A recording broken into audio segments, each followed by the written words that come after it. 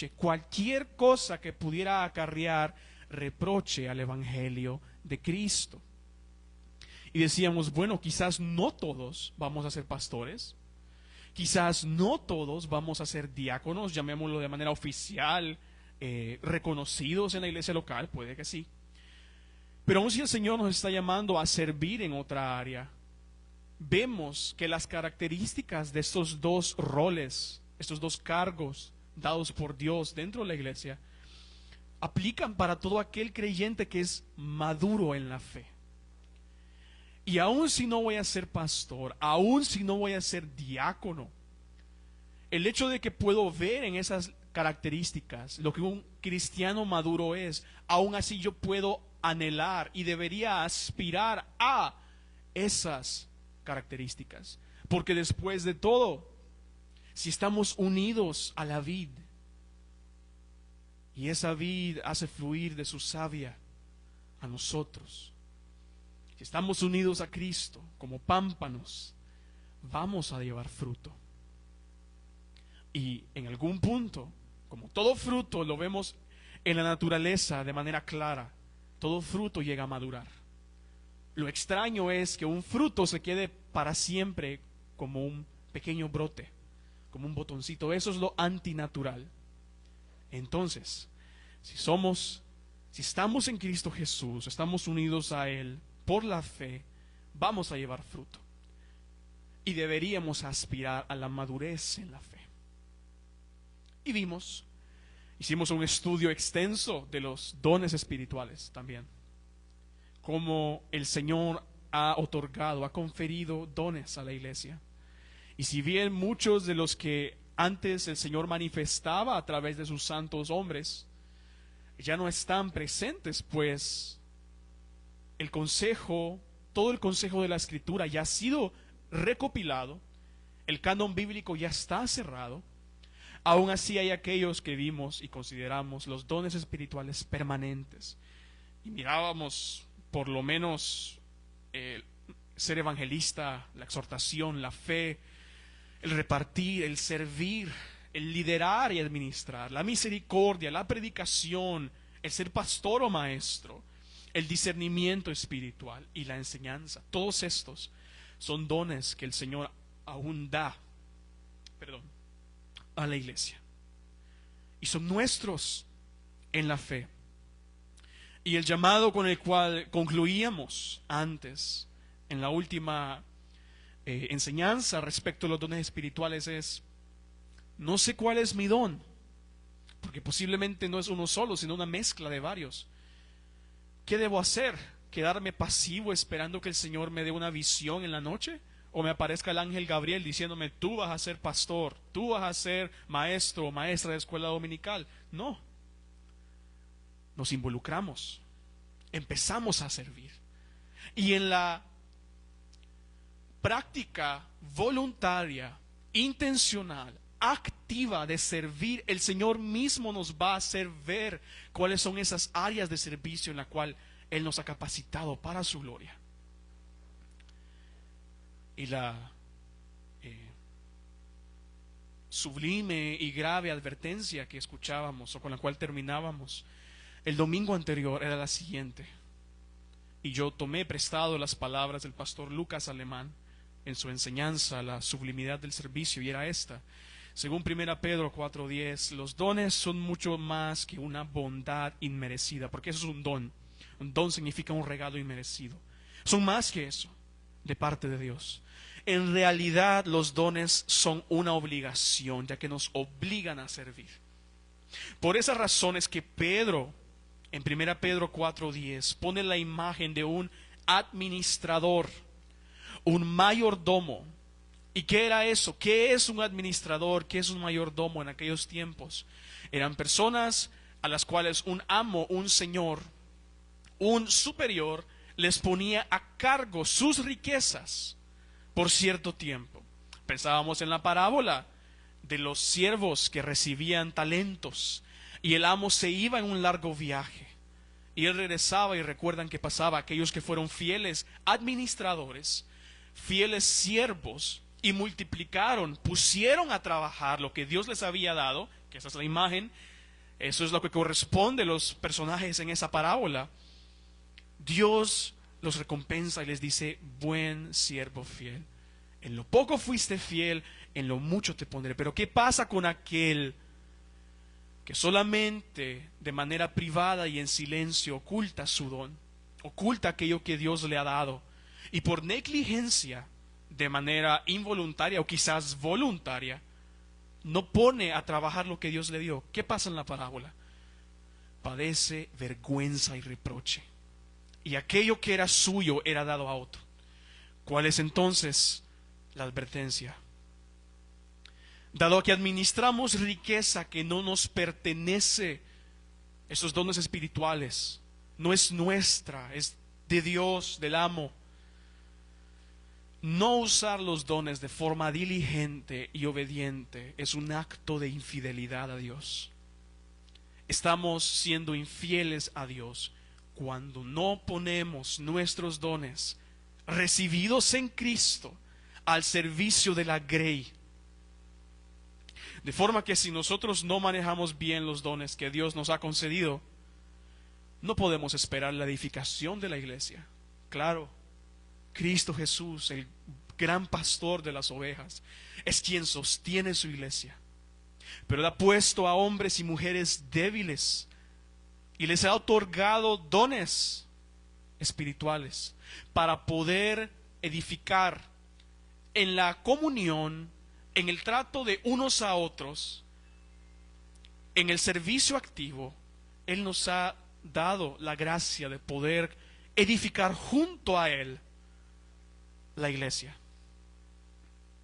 Y podemos todos, ya que somos miembros de un solo cuerpo, ir en ese mismo objetivo, ese mismo plan, la edificación de la iglesia de Cristo.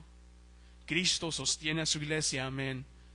Pero Él usa a hombres y mujeres para edificar la grey, para servirse unos a otros y servir de instrumentos de santificación los unos para los otros. Una iglesia que no está poniendo a los pies del maestro, a los pies del amo, los dones y talentos que Él ha conferido, es una iglesia que no va a crecer. Triste, pero cierto. Que el Señor nos ayude, que el Señor nos ayude, porque tenemos dones espirituales. Todos los aquí presentes que están en Cristo, salvos por la fe, redimidos en Él, tienen dones espirituales. La pregunta es, ¿los estamos usando o no? ¿Qué esperamos escuchar en aquel gran día? ¿Buen siervo fiel o siervo malvado? Que el Señor nos ayude. Que el Señor nos ayude. Así que las tres bendiciones: ser esclavo de Cristo, ser santo en Cristo, ser útil para la grey de Cristo. La cuarta es ser receptor del amor de Cristo. Es decir, recibir el amor de Cristo. Fíjense el versículo 2. Gracia y paz a vosotros, de Dios nuestro Padre y del Señor Jesucristo. Esa es la gran bendición que tenemos, ser receptores del amor de Cristo. Y si analizamos este pasaje, si lo desglosamos, podríamos encontrar tres factores importantes en esta última bendición acerca de ser receptores del amor de Cristo. Podemos ver, por ejemplo, cuál es la esencia de la bendición, cómo surge, de dónde proviene esta bendición de ser receptores del amor de Cristo. Bueno, la salutación que hemos visto, como ya hasta este punto lo hemos trazado, colmada de verdades doctrinales profundas, concluye con esta maravillosa frase: gracia y paz a vosotros. Estas dos palabras, aunque eran parte de un saludo común en la época de la iglesia primitiva, era un saludo común, caris, kairene, gracia y paz. Así se saludaban parecido o equivalente al saludo de los hebreos. Shalom Aleichem. Era lo equivalente. Este era un saludo. Sin embargo, esas dos palabras son un elemento esencial en la vida de todo creyente a lo largo de la historia. Y claro, todos tenemos una idea general de qué significan estas palabras, qué significa gracia, qué significa paz. Sin embargo, tenemos que darnos la tarea de definirlas según la Escritura. Empezando con gracia. ¿Qué es gracia? ¿Qué es gracia? ¿Qué significa? Un regalo inmerecido. Recibir aquello que no merecemos. Eso es gracia. Pero podemos ampliar más este significado y incluso decir, gracia es un regalo que quien lo recibe no solo no lo merece, sino que merece todo lo contrario a esta bondad. Como sabemos, esa es o era nuestra realidad. Y aún ahora tenemos que estar conscientes que nadie aquí se ganó el amor de Dios. Nadie aquí merece algo de Dios. Él no nos debe nada. Él es todo suficiente. Él es una frase que cuesta escucharla y no se dice mucho en el contexto evangélico, pero Dios no nos necesita. ¿Cómo así? Él es todo suficiente.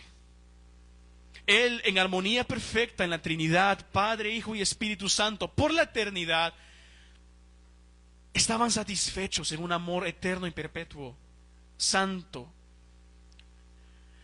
Pero aún como un acto de misericordia, Él nos crea, Él nos hace y se deleita en manifestar ese perfecto amor, esa comunión que hay en la Trinidad a nosotros, hacernos parte de ella por la redención. Entonces no merecemos el amor de Dios. Nacemos en pecado. Somos concebidos en pecado, como el salmista decía. ¿Y qué sucede entonces? Estamos separados de Dios. Ese es el hombre sin Cristo. Esa es la muerte después de todo. La muerte es una separación. La muerte física es una separación del cuerpo y el alma, o el ser interior espiritual. La muerte eterna es estar separado de Dios para siempre en un castigo eterno. Esa es la muerte después de todo. Antes de Cristo, esa era nuestra realidad. ¿Estábamos vivos físicamente hablando? Claro que sí, pero espiritualmente éramos reprobados. Estábamos muertos, separados de Dios. ¿Por qué? Porque Él es santo y nosotros no, como Él es. Y estábamos, como ya lo hemos dicho, Efesios 2:1, en ese estado deplorable. Estábamos muertos en delitos nuestros delitos. No éramos víctimas pasivas de, ay, Dios me aborrece, Dios me castiga, pero yo no tengo la culpa. Claro que teníamos la culpa. Nos gozábamos en el pecado. Y todas aquellas cosas que perseguíamos, de las cuales ahora nos avergonzamos, eran las que nos separaban de Dios. Éramos entonces merecedores más bien de la ira de Dios. Efesios 2:3. Enemigos de Dios. Éramos merecedores de todo el peso de su santa ira contra el pecado y el pecador. Porque de nuevo, frases controversiales, la realidad bíblica es que Dios aborrece el pecado y aborrece al pecador también. No hay tal cosa como dicen, no, es que Dios odia el pecado, pero ama al pecador. Entonces, ¿por qué es el pecador el que termina en un castigo eterno? Porque no es un ente inmaterial llamado pecado el que Dios manda al infierno. No, es al perpetuador, al que practica el pecado. Dios no puede ver el mal, ni a quien hace el mal. Pues Dios es juez justo y está airado contra el impío todos los días. Salmos 7:11. Éxodo 34:7, de ningún modo tendrá por inocente al malvado. No puede ser que Dios considere inocente al malo. ¿Cómo el impío, cómo el inicuo va a encontrar su paz cuando ha quebrantado toda la ley? No puede. Estábamos sin esperanza, sin Dios en el mundo. Efesios 2:12. Incapaces por completo de hacer algo nosotros mismos para salvarnos y buscar a Dios. Porque según Romanos 1:30 éramos aborrecedores de Dios. Palabras grandes, frases contundentes que ofenden. Pues claro, el hombre ha ofendido a Dios toda su vida, años tras años, siglos tras siglos. El nombre de Yahweh pisoteado por la criatura que Él creó del polvo. ¿Qué importa si se ofende el hombre? Si es llamado pecador y malo. Esa es la verdad. No había nada bueno en nosotros, nada sano, nada puro. Éramos como aquel impuro, aquel colmado de enfermedad en su carne, de lepra. Éramos como ese leproso impuro. Encajábamos en todo caso en lo que leemos en Romanos 3, versículos 10 al 18. Si vamos ahí, este es el diagnóstico de todo ser humano, la humanidad completa. Este es el diagnóstico. Como está escrito, no hay justo ni aún uno. No hay nadie justo, no hay quien entienda, no hay quien busque a Dios. Todos se desviaron, a una se hicieron inútiles, es decir, incapaces de cumplir la voluntad de Dios. Incapaces, esa frase inútiles, la idea es de carne putrefacta. ¿Para qué sirve? Esa es la imagen que pinta esta palabra. Así éramos, no podíamos darle nada a Dios de lo que Él demandaba de nosotros. No hay quien haga lo bueno, no hay ni siquiera uno. Sepulcro abierto es su garganta, con su lengua engañan, veneno de áspides, de serpientes hay debajo de sus labios. Su boca está llena de maldición, blasfemia y amargura. Sus pies se apresuran para derramar sangre. Quebranto y desventura hay en sus caminos. No conocieron el camino de paz. ¿Cómo es entonces que tenemos gracia y paz? No hay temor de Dios delante de sus ojos. Entonces, ¿qué nos debía Dios? ¿Nos debía algo? Sí, su odio santo, su ira santa y absoluta, con todo aquello que va en contra de su perfecta santidad. Cada respirar del aire que es de Dios, ese aire que es prestado, pues Él creó el oxígeno para que lo pudiéramos respirar y no morir. Ese aire prestado de Dios, cada respiro nuestro demandaba la ira de Dios. Criaturas del polvo, rebeldes, atestadas de pecado, respirando el aire de Dios. No merecíamos nada. Él no tenía por qué considerarnos. ¿Qué es el hombre? ¿Qué es el hombre para que lo visites y tengas de él memoria? Pero es aquí donde vemos el más glorioso pero en toda la Biblia. Pero Dios, rico en misericordia, por su gran amor con que nos amó, aun cuando estábamos muertos en pecados, nos dio vida juntamente con Cristo. Efesios capítulo 2. Por gracia son salvos. y juntamente con Él nos dio vida, nos resucitó y asimismo nos hizo sentar en los lugares celestiales con Cristo Jesús. Esa es la clave, estamos con Él, estamos en Él, es por Él, es para Él, es de Él todo.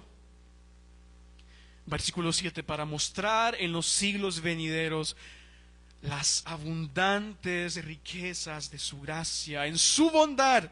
¿Cuántos términos apilados, Pablo? ¿Cuántos términos? Gracia, su bondad para con nosotros en Cristo Jesús. Porque por gracia sois salvos, por medio de la fe. Esto no es de ustedes, esto no es nuestro, es don, es regalo de Dios, no por obras. Por lo tanto, nadie se puede jactar. Nadie puede decir, yo encontré a Dios, Él me encontró. Nadie puede decir, yo busqué a Dios, Él me buscó. Nadie puede decir, yo acepté a Dios, Él me recibió con brazos abiertos en esa cruz. Y lo sigue haciendo. Esa es la verdadera gracia del universo, en que siendo aún pecadores, Cristo murió por nosotros.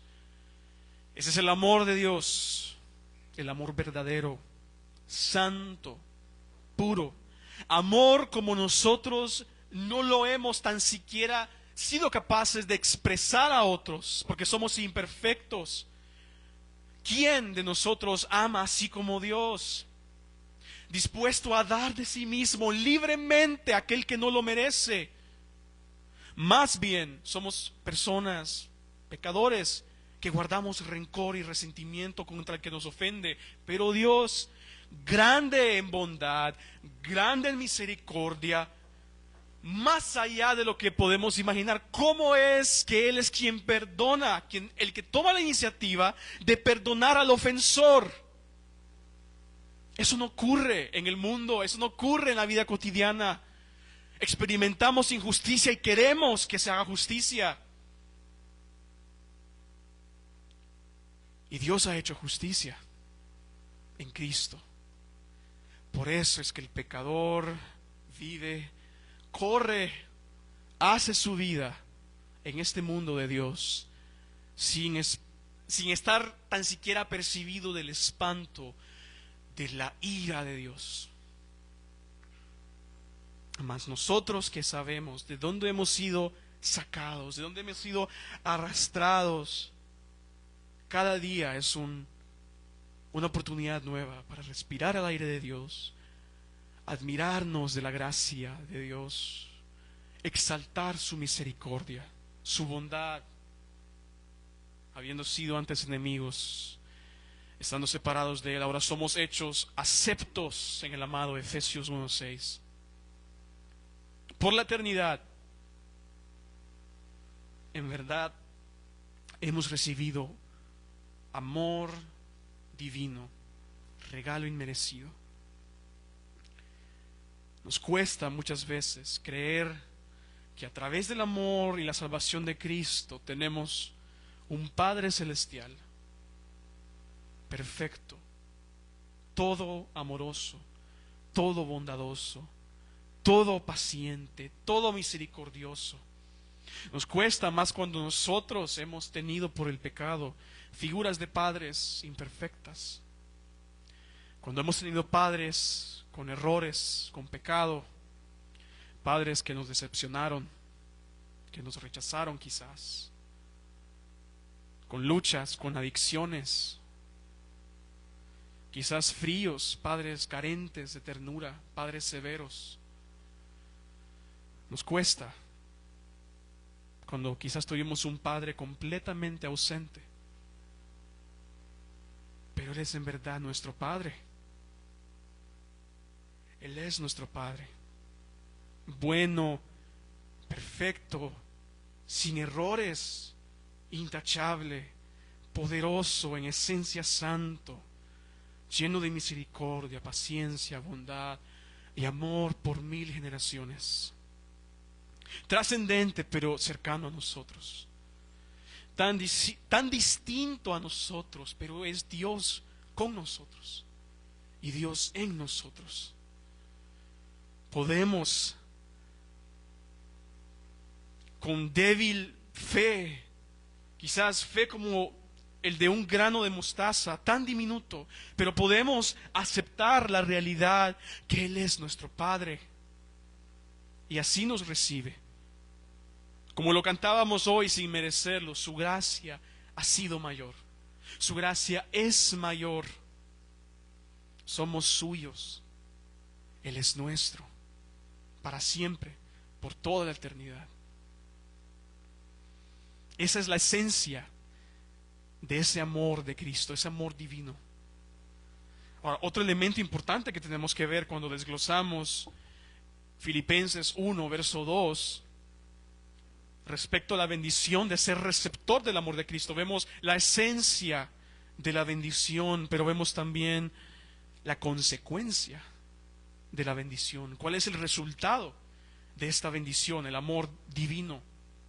Gracia y paz a vosotros, de nuestro Dios Padre y el Señor Jesucristo. ¿Cuál es la consecuencia de la gracia? La paz. Hemos de saber, hermanos, que esta palabra no es como el mundo la define. O quizá nosotros hablamos de paz, deseamos paz en nuestras conversaciones con nuestros amigos, amigas, familiares. Hablamos de paz para nuestro país, paz para nuestra ciudad, paz en Medio Oriente, paz en todo el mundo, pero la paz que vemos aquí no es así. Solamente terminamos un día largo, un día agitado de trabajo y decimos, ocupa un pequeño momento de paz, por favor. A los hijos, a los niños que quieren, papá, mamá, juguemos. Ocupa un poco de paz, un minutito de paz. Esta paz que aquí se habla no tiene nada que ver con la situación o las circunstancias que nos rodean. Ni tampoco depende de la ausencia o la falta de problemas o adversidad. No, la paz de la que aquí se habla es esa paz que está en el interior del creyente. Paz que resulta y depende exclusivamente de la gracia asombrosa que hemos recibido de Dios. La paz de la cual Pablo dice en Romanos 5:1, justificados pues por la fe, tenemos ¿qué? Paz. Paz para con Dios por medio de nuestro Señor Jesucristo. El conflicto de los siglos, ese trágico drama de las edades, la guerra y enemistad contra Dios de parte del pecador, totalmente eclipsada, absorbida, hecha a un lado en una sola palabra, cuando el Cordero de Dios, agotado, colgado en una cruz, entregando su último aliento, aliento de vida al hombre, dijo tetelestai, consumado es. Paz. Anunció paz a todos. Y resucitó y anunció paz a norte, a sur, a este y oeste. Paz a todo aquel que humillado se acerque a los pies de la cruz. Jesucristo, el Santo de Dios, cubierto por completo en nuestros pecados, aplastado por la santa, justa ira del Padre, siendo sepultado, levantándose al tercer día con poder, nos ha otorgado para siempre su perfecta justicia. A través de la fe, y la guerra con el Dios eterno cesó. No más amenaza, no más terror, solo amor, gracia y paz. El mundo, movimiento tras movimiento social, organización tras organización, líder tras líder, activista tras activista, tratando de promover la paz. Imposible. Jesús de Nazaret, solo, sufriente, humillado por completo, muriendo en la cruz, pero grande e inigualable en gloria y majestad, resucitado, Él ganó la paz. Él ganó la paz, una vez y para siempre. Saber que hemos sido reconciliados en Cristo, con el Creador, con el Dios vivo y verdadero, es la fuente de nuestra paz, a pesar de. ¿Esto quiere decir que vamos a predicar un evangelio de pare de sufrir? ¿Esto quiere decir que la Biblia no habla del sufrimiento del creyente? ¿Esto quiere decir que porque vengo a Cristo por medio de la fe voy a vivir una vida en rosas, en lirios? No. Va a haber sufrimiento. Y muchas veces en nuestra humanidad nuestras mejillas serán cubiertas de lágrimas. Y las palabras no podrán salir por el quebranto en nuestro corazón. Pero al ver la cruz, a Jesús Nazareno,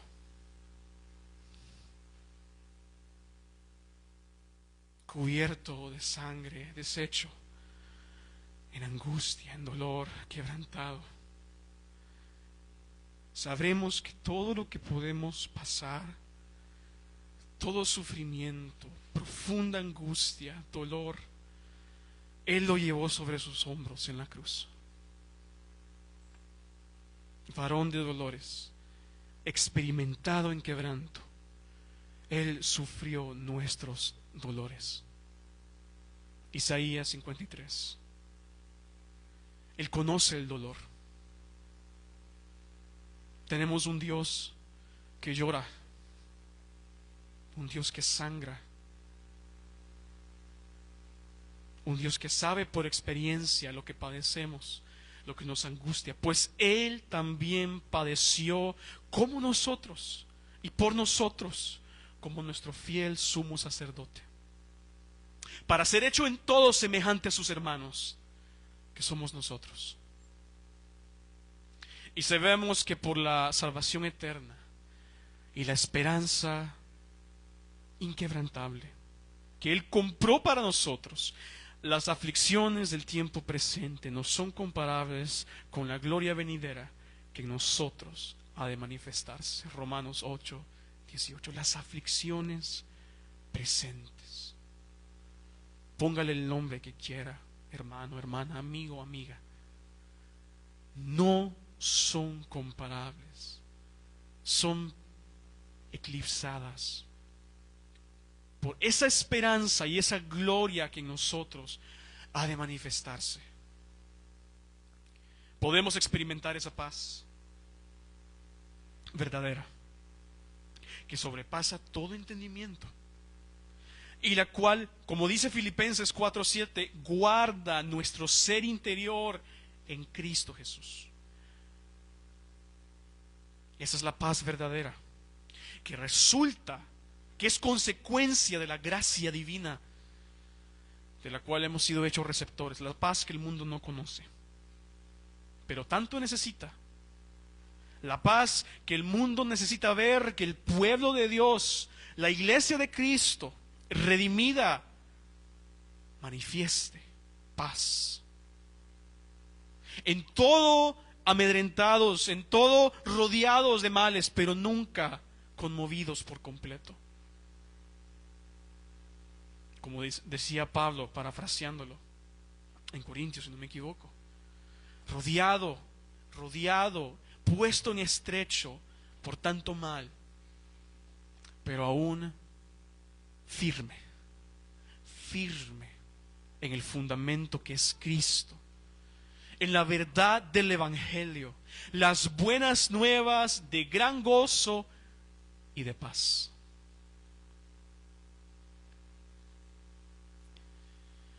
Así que vemos la bendición de ser receptor del amor de Dios. Analizando el versículo 2 de Filipenses 1, vemos la esencia de la bendición, la gracia divina. La consecuencia, el resultado de la bendición, paz eterna, paz perfecta,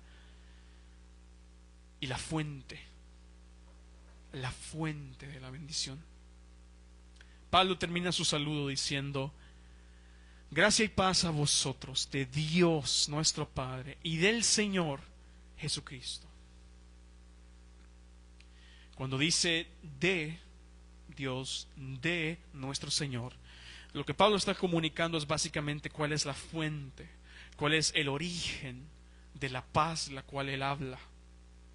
En primer lugar se refiere al Padre, la primera persona de la Trinidad, de quien proviene la verdadera paz para el creyente. No solo dice, ¿notaron? No dice de Dios el Padre, dice de Dios nuestro Padre. Hace esa relación de parentesco como un hijo con su padre.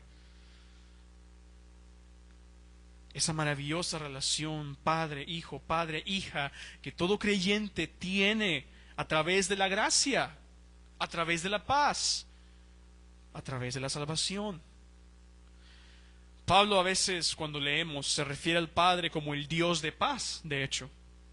Y si vemos el capítulo 4, verso 9 de Filipenses,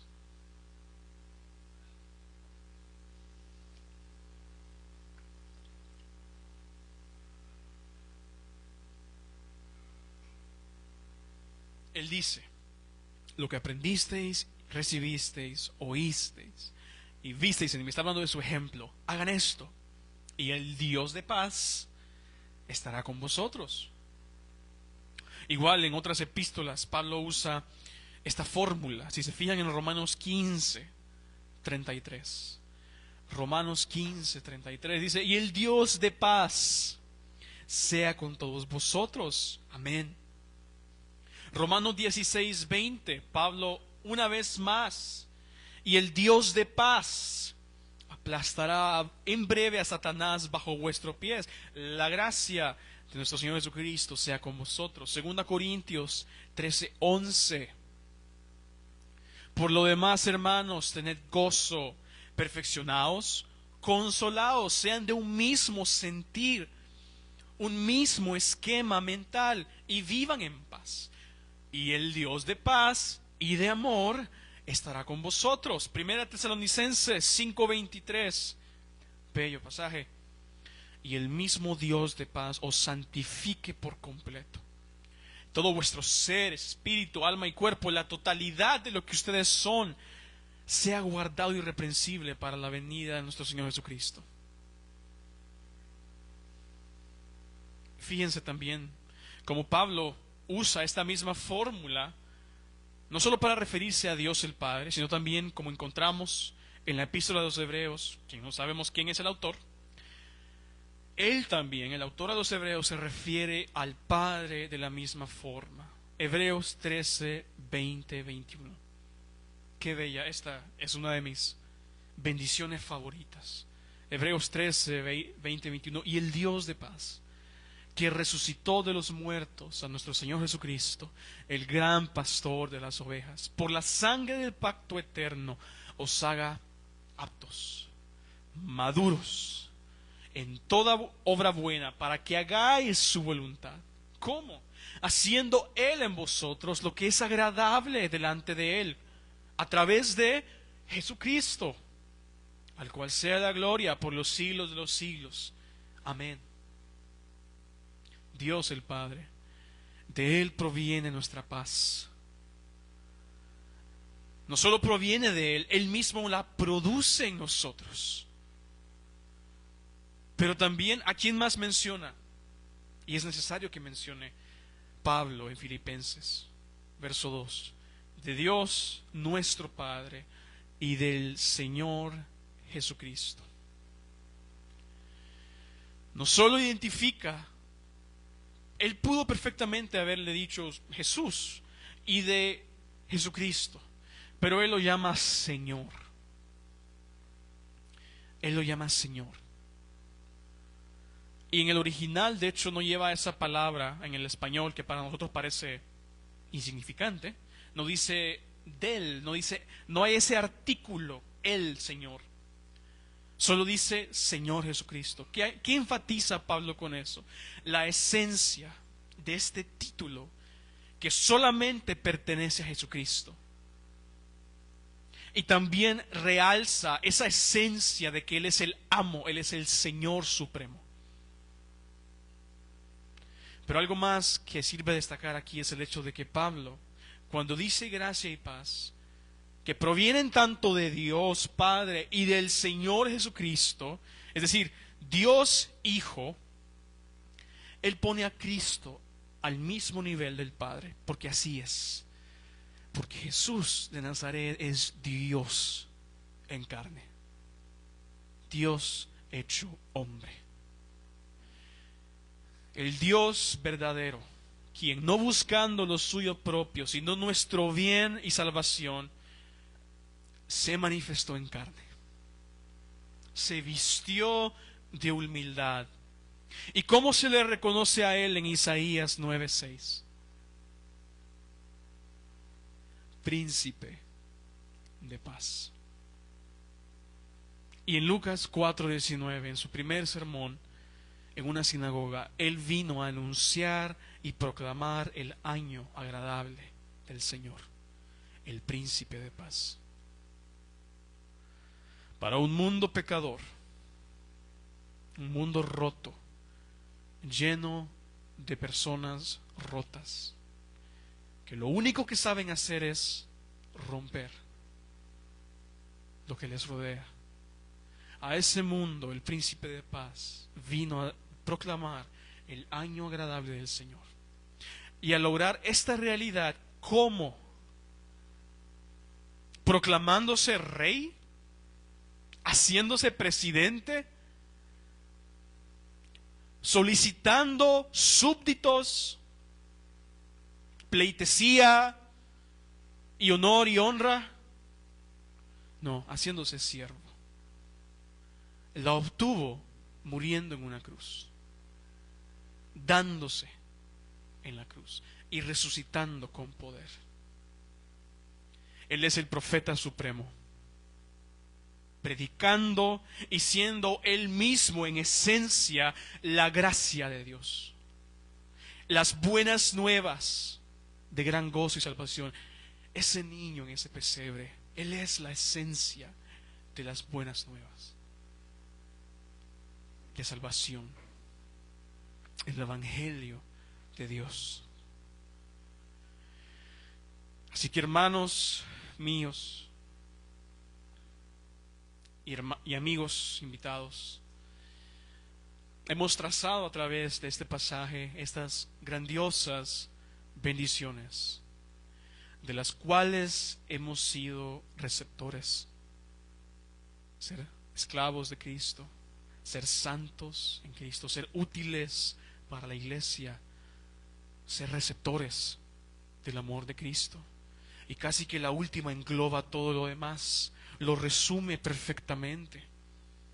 Porque por su gracia, por su paz, por su favor inmerecido es que podemos ser siervos, santos, útiles.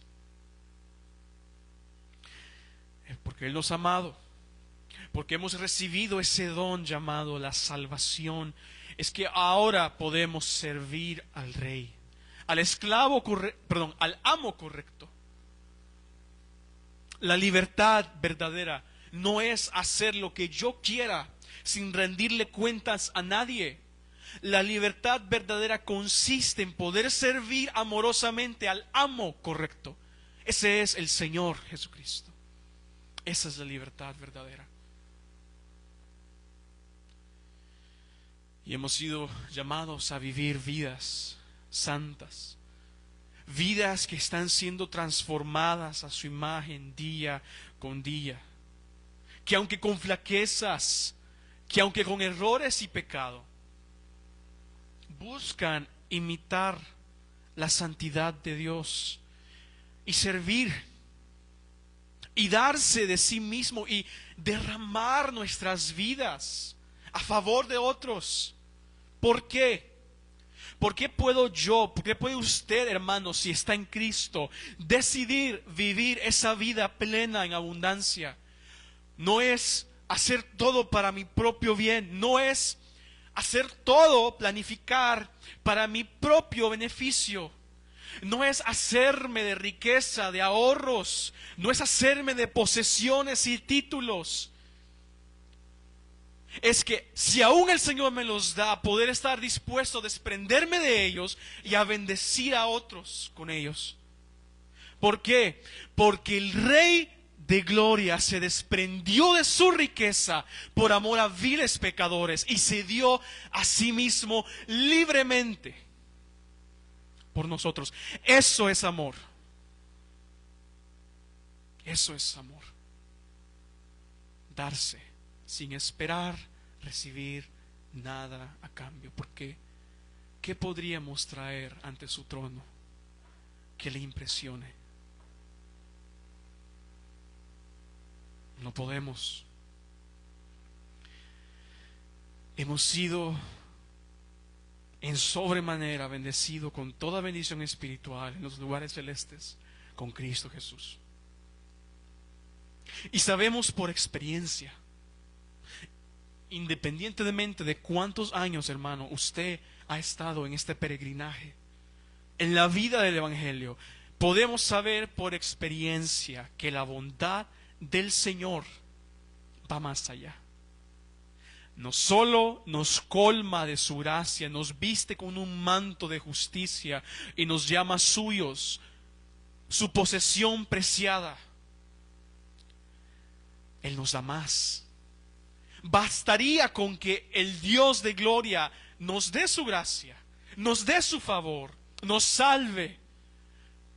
Y como dice, y digamos que no fue bien, pero Él va más allá. Provee nuestras necesidades mucho más abundantemente de lo que imaginamos o pedimos. Nos da más de lo que necesitamos. Da el pan diario.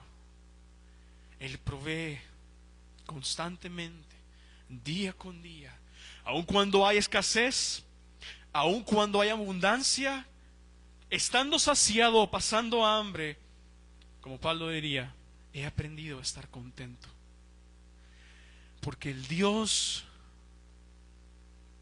perfecto en dar de sí mismo abundantemente, dar de sí mismo, ser deshecho por otros, por amor, Él siempre nos da lo necesario para la vida, para la piedad. Y poder ver al cielo y decir, tú eres mi proveedor. Así que la gloria es de Él. La gloria es al Padre. La gloria es al Hijo. La gloria es el Espíritu Santo. Nuestro Dios, Dios en tres personas, bendita Trinidad, de quien proviene toda dádiva, todo don perfecto, que ahora podemos gozar, siendo su pueblo adquirido y su pueblo redimido para sí mismo.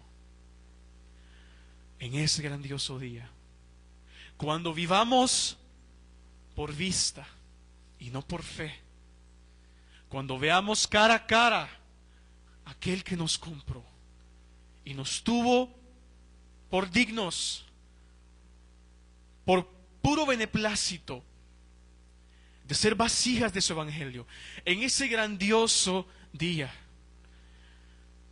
gente de toda lengua, de toda nación, confesará que el Cordero inmolado, el Cordero en el trono, es Señor. Que Jesús es Yahweh, para gloria de Dios Padre. Y veremos sus marcas, porque dice que aún lo vio como Cordero inmolado. Veremos sus marcas en sus manos, en sus pies, el Rey herido, y sabremos que por Él estamos ahí, no por nosotros, por Él estamos ahí. La gloria es ante el Señor y que Él nos permita vivir vidas que magnifiquen su gloria. El mundo no conoce a Dios, pero si amamos, si servimos, si vivimos vidas que le reflejen, el mundo conocerá al Dios que no conocen a través de nuestras vidas. Seremos para ellos la imagen visible del Dios verdadero, viviendo vidas como la de Cristo Jesús, quien es la imagen perfecta de Dios. Para eso estamos, hermanos. Para eso vivimos. Para llevar al mundo la imagen de Dios que se ha perdido en el hombre. Para restaurar la imagen de Dios que se ha perdido. Padres, madres, sus hijos, sus hijas son prestados. Son como jabalinas, son como flechas que ustedes van a mandar a enviar a un mundo oscuro para que brillen y restauren la imagen de Dios que el mundo ha trastornado. Iglesia cristiana bíblica, hermanos, hermanas, siervos del Señor, vivamos manifestando, mostrando en actos, en hechos, en intenciones, en palabras, en decisiones, en aspiraciones, en deseos. Vivamos manifestando la gloria, la imagen del Hijo de Dios, hasta que todo mundo, toda lengua confiese: Cristo es Señor. Que la gracia del Señor sea con nosotros. Oremos, hermanos. Dios Padre nuestro, gracias te damos. Qué don inmerecido, qué don perfecto, Cristo Jesús. Cuán grande amor, cuán grande tesoro es Cristo. No hay nada más que el cielo pueda dar. Oh Dios, cuán perfecto, cuán sabio es tu plan, cuán incomprensible, cuán maravilloso, insondable. Nosotros solo podemos maravillarnos, oh Dios. Solo podemos asombrarnos que nos has tenido por fieles para ser vasijas rotas, con grietas, vasijas imperfectas, quebrantados y formados una y otra vez. Oh Dios, vasijas con fisuras, pero vasijas que Cristo llena todo en todo. Vasijas en donde Cristo cubre y llena nuestra flaqueza. Oh Dios, gracias. Gracias por tu gracia que es más grande. Gracias por tu amor. Por la paz que nos das en Cristo Jesús para vivir vidas dignas del llamamiento con el cual hemos sido llamados. Oh Dios, que tu palabra recibida caiga, mi Dios, en buena tierra. Oh Dios, por favor, haznos tierra fértil, tierra que reciba, tierra que dé fruto. Mi Dios, para tu gloria, porque ese es la gran grandiosa gloria a la que hemos sido llamados, el poder llevar fruto para tu gloria, y que los hombres vean nuestros frutos y den gloria a tu nombre. Ayúdanos, oh Dios. Ayúdanos que tu maravilloso amor nos impulse.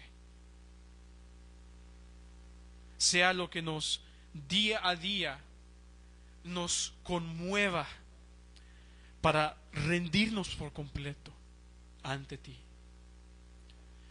Todo esto para gloria de Cristo Jesús, en quien oramos por sus méritos. En el nombre de Jesús, amén y amén.